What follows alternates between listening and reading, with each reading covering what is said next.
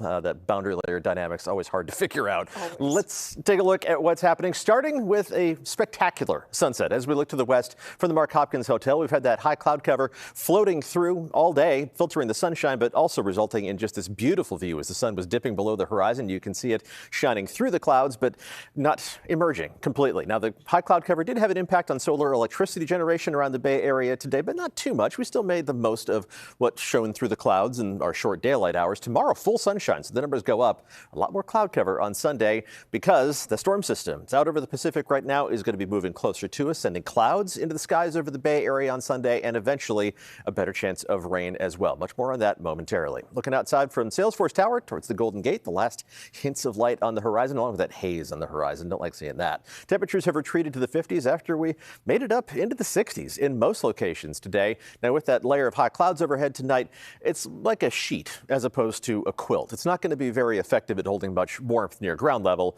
so temperatures are still going to fall down to the 30s and 40s by early tomorrow morning.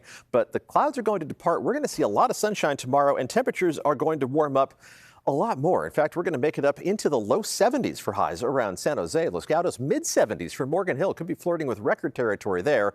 A lot of 60s in some of the warmer spots around 70 degrees. 70 for Fremont, close to 70 for Redwood City. Even along the coast, Half Moon Bay getting up into the mid 60s in December. Temperatures in the mid to upper 60s for San Francisco and Oakland. And for the North Bay, we're talking about temperatures reaching up into the same kind of neighborhood, into the mid to upper 60s on a widespread basis. That'll change as the cloud cover arrives with our approaching storm system that is going to be sending an atmospheric river towards the Bay Area. So let's take a look at that, and we'll send the map out of the way. Bring in a different perspective here. Talk about these atmospheric rivers. We've been mentioning it all week, but it's time for a refresher course what exactly that means.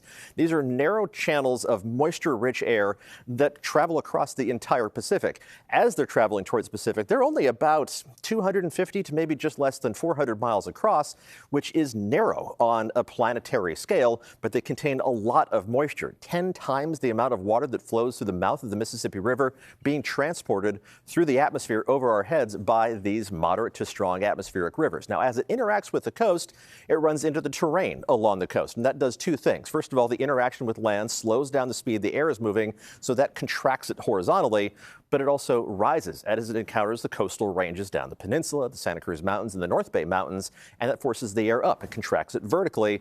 All of that combines to squeeze the atmosphere and squeeze moisture out of the atmosphere. So we get moderate to occasionally heavy rainfall over the Bay Area with some of these stronger atmospheric rivers, and that's what we have in store for us as we head through Sunday and Monday, and even into Tuesday and Wednesday. This is going to be a fairly long-lived event. So let's take a look at kind of the impacts of these atmospheric rivers. They happen on a frequent basis. It's just whether they're directly aimed at us. They recharge water supplies, both in the form of rain and then snow in the higher elevations.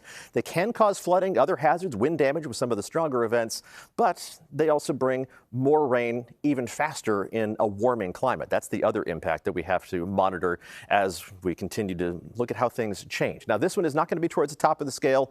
It is likely going to be an AR2, which is towards the lower end of the spectrum, which can be mostly beneficial effects. They can be hazardous, but because we're running so far below average for rainfall thus far, this one is primarily going to be beneficial, giving us some much needed rainfall, helping to erase that rainfall deficit. So let's take a look at Futurecast, and then we'll take a quick look at the 7-day outlook. Sunshine tomorrow, and then the rain is going to be approaching the coast as we head into Sunday morning. Showers possible on Sunday, but the arrival of the heaviest rain has been pushed back a little bit.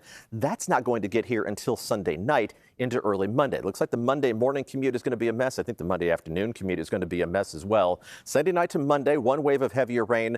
Showers continuing Monday night into Tuesday, but then there's more rain in the forecast after that. Let's take a look at the 7-day forecast, and we can actually look at the entire Bay Area here. We don't have to focus on inland, bay, or coast because everybody has the same forecast. Temperatures are going to be running in the 60s for the next several days, with showers on Sunday giving way to rain on Monday, off and on showers on Tuesday, more rain Tuesday night into Wednesday, lingering showers Thursday, and then finally things start to wrap up as we finish the work week on Friday and head into Christmas weekend. So a lot going on over the next several days.